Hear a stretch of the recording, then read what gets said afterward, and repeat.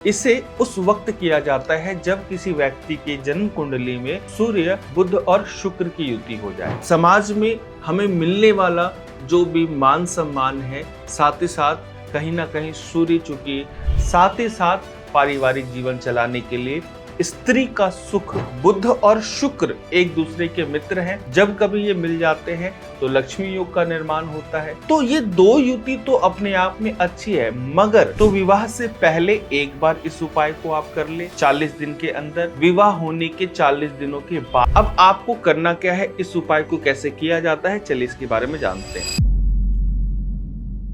नमस्कार दोस्तों, आज मैं आपके लिए लेकर आया हूं तांबे के गागर का उपाय। दोस्तों, इस उपाय को प्राचीन काल से किया जाता रहा है। मैंने स्वयं अपने एस्ट्रोलॉजिकल प्रैक्टिस में हजारों कुंडलियों में इस उपाय को लोगों के द्वारा करवाया है और हर बार यह उपाय हमें अचंभित कर देता है। जिन जिन लोगों ने इस उपाय को किया उसने दोबारा मुझे कॉल करके बताया कि उपाय करने के बाद जीवन में बहुत सारे परिवर्तन उन्होंने फील किया। सबसे पहले तांबे के गागर का उपाय, ये कब किया जाता है, क्यों किया जाता है और उसके करने के पीछे का कारण क्या है, इसको इस वीडियो के दौरान हम बहुत अच्छे तरीके से समझेंगे। इसलिए इस वीडियो को लास्ट तक देखें और चैनल में फर्स्ट टाइम आप आ रहे हैं तो मेरा अनुरोध है कि ज्योतिष दुनिया में गोता लगाने के लिए, ज्योतिष से संबंधित चीजों को जानने के लिए आप इस चैनल को सब्सक्राइब जरूर करके जाएं। तो चलिए स्टार्ट करते हैं आज का टॉपिक। आज का टॉपिक जो हमने रखा है वह है तांबे के गागर का उपाय, जो कि बेसिकली एक लाल किताब के द्वारा दिया गया उपाय है। इस उपाय को हजारों सालों से ज्योतिषों के द्वारा किया जाता है और क्यों किया जाता है इसके बारे में आज मैं आपको पूर्ण रूप से बताने जा रहा हूँ। तांबे की गागर का जो उपाय है, इसे उस वक्त किया जाता है जब किसी व्यक्ति के जन्म कुंडली में सूर्य, बुध और शुक्र की युति हो जाए। वैसे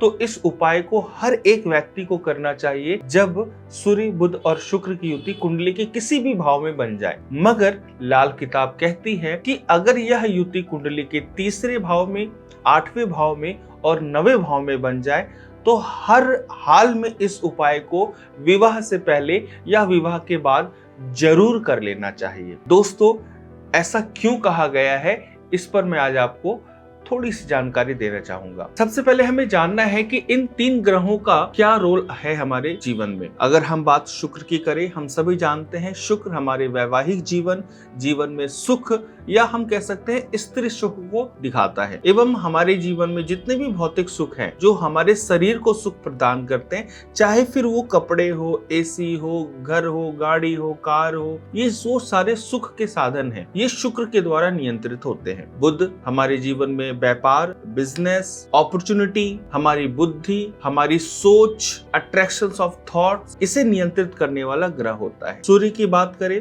सूर्य हमारे जीवन में आत्मसम्मान, समाज में हमारी मान प्रतिष्ठा, परिवार में हमारी मान प्रतिष्ठा, समाज में हमें मिलने वाला जो भी मान सम्मान है, साथ ही साथ कहीं ना कहीं सूर्य चूंकि राजा ग्रह है, ये सभी ग्रहों को बल प्रदान करने वाला ग्रह है। अब इन तीनों में कोई एक भी ग्रह अगर जीवन में खराब हो जाए तो गृहस्थी की गाड़ी खराब हो जाती, क्योंकि एक अच्छी गृहस्थी के लिए एक पुरुष का परिवार में, समाज में जहां वो जॉब करता है, मान सम्मान, ओहदा, ताकत, ये जरूरी है। अगर आप पुरुष हैं तो आपके लिए व्यापारिक समझ, व्यापार में लगातार उन्नति और अपॉर्चुनिटी, जीवन में लगातार अपॉर्चुनिटी का मिलना, ये बहुत अति आवश्यक है। साथ ही साथ पारिवारिक जीवन चलाने के लिए स्त्री का सुख प्राप्त होना या स्त्री, आपके घर की जो स्त्री है यानी आपकी जो वाइफ है, उसका प्रसन्न रहना एक पुरुष के लिए बहुत ही ज्यादा जरूरी होता है। जब कभी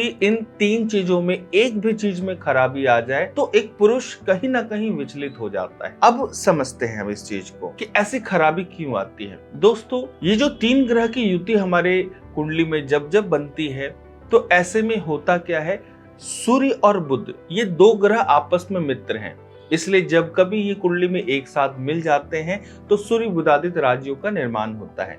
ठीक उसी प्रकार बुध और शुक्र एक दूसरे के मित्र हैं, जब कभी ये मिल जाते हैं तो लक्ष्मी योग का निर्माण होता है। तो ये 2 युति तो अपने आप में अच्छी है, मगर जब ये 3 ग्रह सूर्य, शुक्र और बुध एक साथ मिल जाते हैं तो ऐसे में इस युति का बुरा फल आपको प्राप्त होना चालू हो जाता है। कारण क्या है कि सूर्य और शुक्र की बनती नहीं है, एक दूसरे के साथ इन दोनों की शत्रुता होती है। और जब कभी कुंडली में इन तीन ग्रह की युति बन जाए तो ऐसे में बेचारा बुध, जिसे नपुंसक ग्रह कहा जाता है या बिन पेंदे का लोटा माना जाता है बुध ग्रह को, अब जब इन तीन ग्रह की युति कुंडली में बन जाए तो ऐसे में बुध या तो शुक्र का साथ देगा और या तो वह सूर्य का साथ देगा।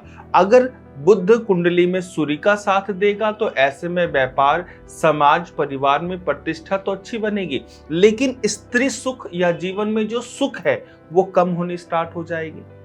या तो पत्नी बीमार रह सकती है, या कह सकते हैं कि पत्नी का जो स्वभाव है वो थोड़ा कड़क हो सकता है आपकी तरफ से, या कहीं ना कहीं जीवन में सुख के सभी साधन होने के बावजूद भी मनुष्य उसको भोग नहीं पाता।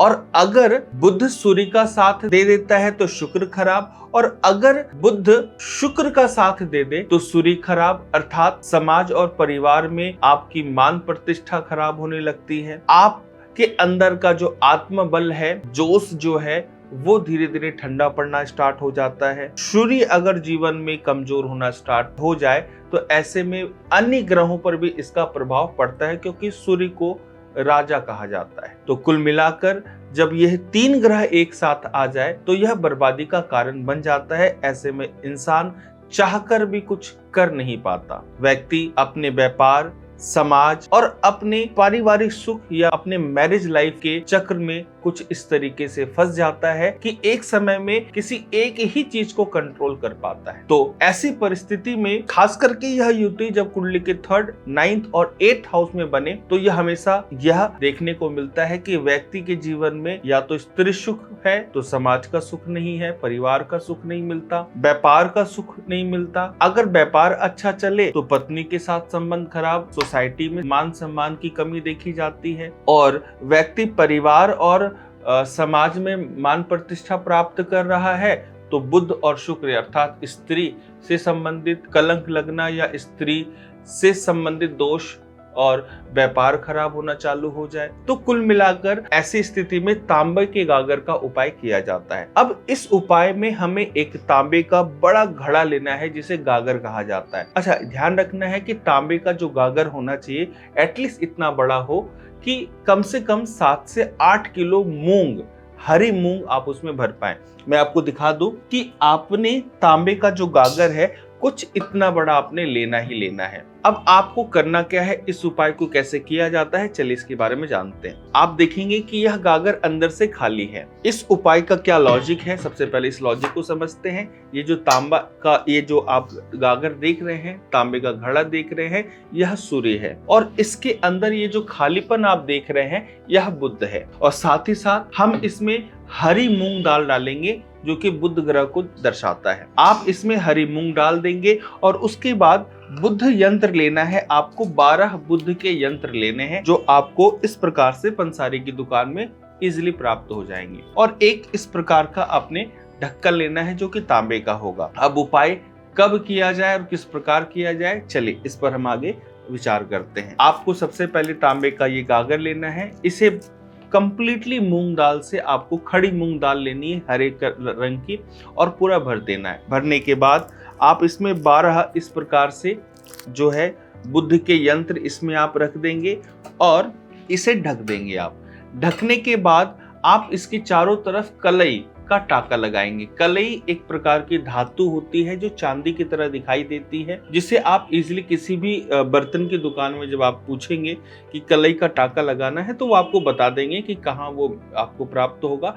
जनरली बर्तन वाली दुकानों के पास वो होता है। वो आराम से, कलई एक नाजुक धातु होती है जो पानी वगैरह के संपर्क में रहने पर बहुत जल्दी टूट जाती है। अब आपने क्या करना है, इस प्रकार से उसे सील कर देना है। ध्यान देंगे, इस प्रकार से आप इसे सील कर देंगे, कलई का टाका लगवा देंगे।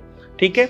अब जब ये सील हो जाएगा तो आप बुधवार के दिन कन्या दान का मंत्र, आप किसी भी पुरोहित पंडित के पास जाएंगे इस गागर को लेकर और आप कहेंगे कि कन्या दान के मंत्र के द्वारा इस गागर को अभिमंत्रित या संकल्पित करवा ले आपसे, और आप कन्या दान के मंत्र के द्वारा इस गागर का संकल्प लेंगे इसका, और ले जाकर बहते हुए जल में आप इसे बहा देंगे। अब जैसे ही बहते जल में आप इसे बहाएंगे तो यह उपाय कार्य कैसे करेगा, चलिए जानते हैं। चंद्रमा, जिसे ग्रहों की माता कहा जाता है, जब आप इस गागर जो कि मूंग दाल से भरा हुआ है, जब आप इसे बहते जल में बहा देंगे तो मतलब आपने इस गागर को चंद्रमा की सहायता प्रदान कर दी। जैसे ही चंद्रमा की सहायता प्रदान हो गई तो बुध, सूर्य और शुक्र चंद्रमा की गोद में चले जाएंगे, अर्थात माता की गोद में चले जाएंगे।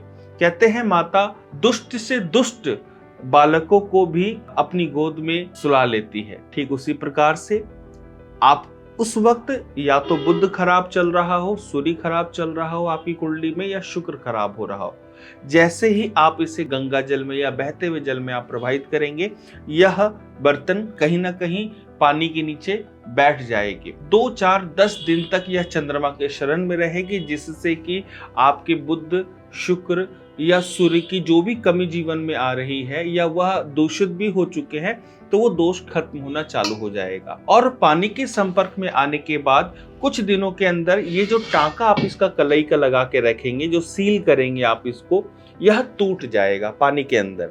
और पानी के अंदर जब यह टूट जाएगा तो धीरे धीरे इस गागर के अंदर पानी भरना चालू होगा।